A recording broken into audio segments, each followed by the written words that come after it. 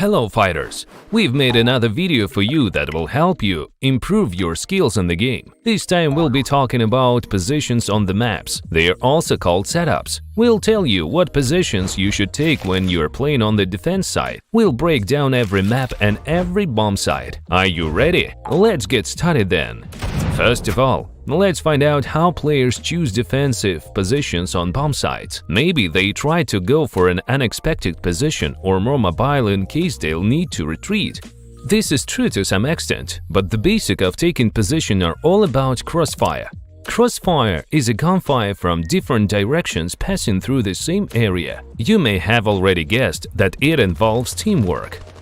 The players who defend the bomb site try to position themselves in the way that'll let them cover each other. If the enemy starts shooting your ally, the other teammate will be able to shoot them in the back thanks to crossfire and hold back the attack on the bomb site. Let's start analyzing the maps in more detail. We are going to show you the best setups for defense. The first map is of course Sandstone. We'll start off with bomb site A. Usually there are two support in both A and B, and the remaining player often rotates between the bomb sites. So let's consider two players a foundation for your setups. The first setup on bomb site A is in the apartments. It lets you and your teammate cover each other at the same time. Here's a scenario that happens quite often. The player on the balcony draws attention to themselves, and the second teammate in the apartments kills the enemy in the back. Setup number 2 is much simpler. Here, the player who is positioned on a lawn covers the teammate who is under the apartments, and the other ally in turn holds the fork exit.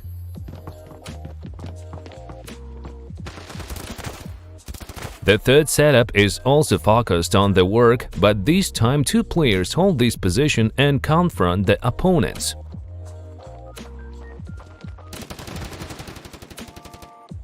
One of your allies may also be effective near the fork in case they open up at the right moment. Let's transition to the other side of the map. Now we are going to talk about bomb site B. There are two main crossfire setups here.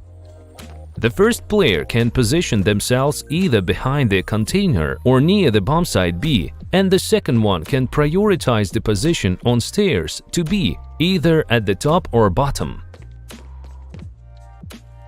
But it's also possible to hold another position, position 4, for example.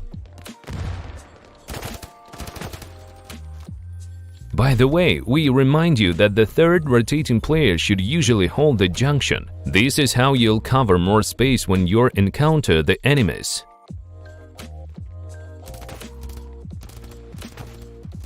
So we are done with the first map. Now let's talk about another interesting map, Rust. Bomb site A offers many setup options. Two teammates can hold one position if they know that the enemies will be there. It's usually the position behind the container or the hiding spot. The second setup gives more freedom. You can control block and hallway.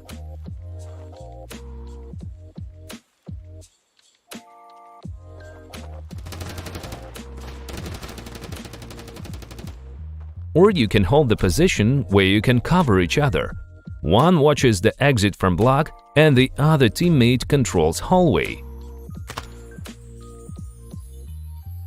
The third player usually holds either Zig or main on bomb site A. They can control either. The question is where exactly they'll position themselves. We've talked about bomb site A. It's time we moved on the bomb site B. The third player usually rotates only through hallway. This is the only position where they are often useful when it comes to fighting enemies on the bomb site.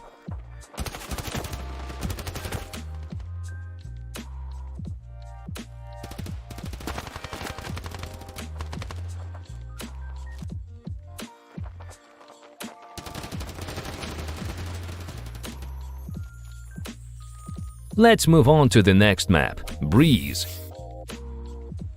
There is a popular position behind the containers on bomb site A. If you maneuver properly, you can easily kill incoming enemies from there.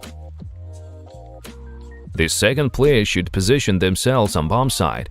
They can control the long or watch the fountain exit. And the third option is 2.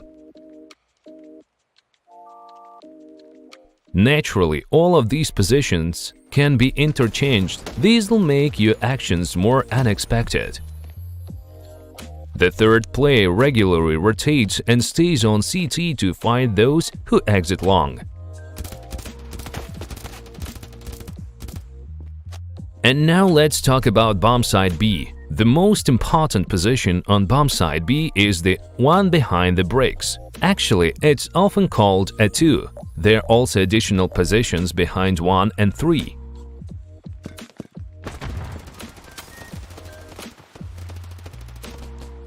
Because there's a third player, the number of positions with bricks increases. Since you can boost teammates behind 3 and on the ramp,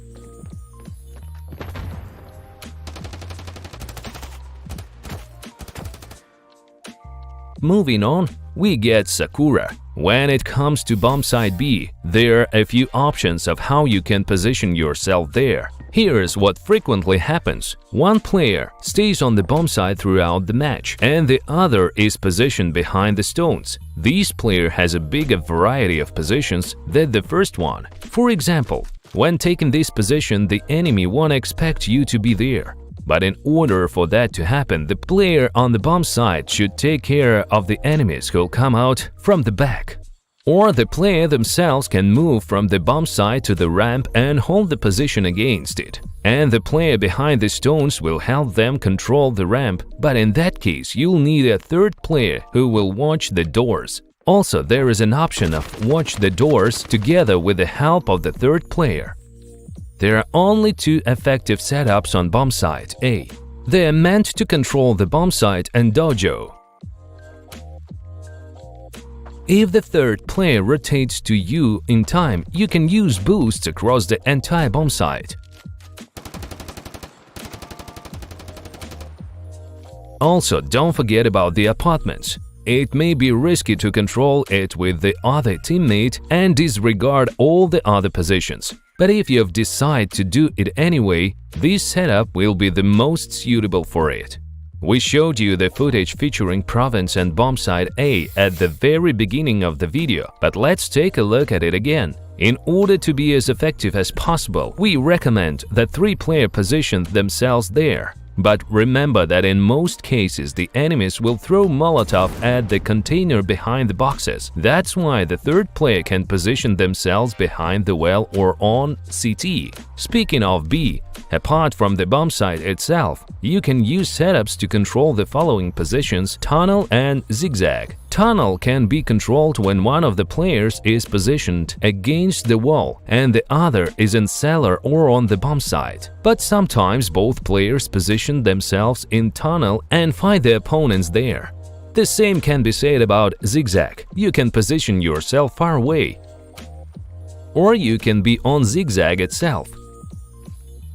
And now let's take a look at the remaining setup where you fight enemies on the bomb site. The entire team will usually find the enemies there, since it's possible to quickly rotate to that bomb site.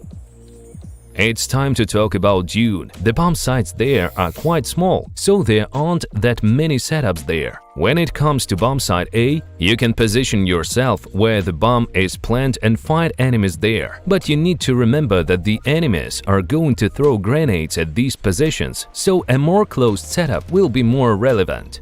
There is a spot of bomb site B where you can position yourself together with your ally, but things may go wrong if you take other positions because the opponents may come through the mine. Most setups are focused only on the position long on bomb site B.